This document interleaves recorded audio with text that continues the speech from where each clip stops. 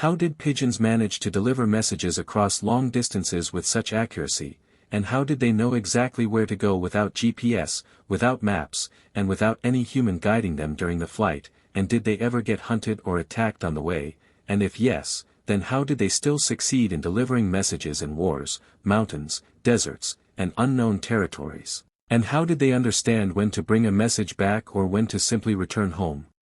To answer all these questions, we first need to understand that pigeons were never ordinary birds. They were biological navigation machines whose natural instincts were trained and sharpened by humans for centuries. Their entire message delivery system was built on one powerful instinct called homing ability, meaning a trained pigeon always returns to its own home, no matter where you release it. Humans took advantage of this instinct. They kept pigeons in a special loft, fed them there, made them comfortable there until the loft became their permanent home address.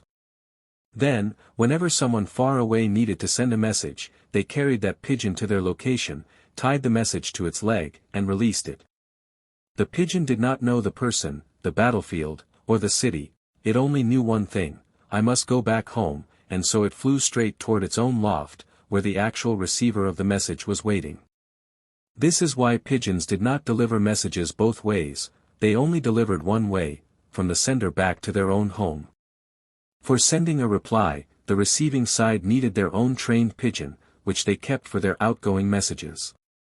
Now the big question is, how did pigeons navigate with such accuracy, sometimes flying 500 to 1,000 kilometers without getting confused?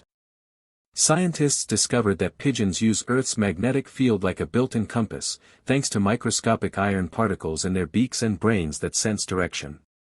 They also use the position of the sun to track. Messenger pigeons did not just carry messages, they carried hope, strategy, survival, and the destiny of entire civilizations, and in part 2 of this journey into their hidden world, we go even deeper into the extraordinary systems, training methods, and real-life missions that proved pigeons were far more than simple birds. They were living communication machines built by nature and perfected by humans.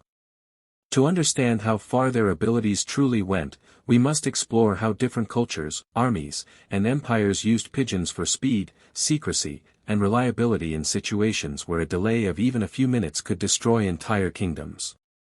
In ancient Persia and Egypt, rulers set up sophisticated pigeon relay stations, spaced carefully so that fresh pigeons could be released instantly to carry urgent news like the birth of a prince, an approaching enemy, or a change in royal orders, and these birds traveled faster than any horse rider could ever dream of.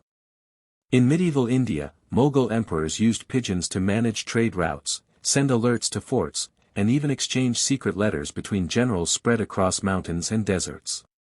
Some pigeons were trained to fly up to 1,000 kilometers, a distance so extreme that even modern drones struggle to maintain accuracy over such vast terrain, and yet pigeons navigated it with their internal compass and unbreakable loyalty to home.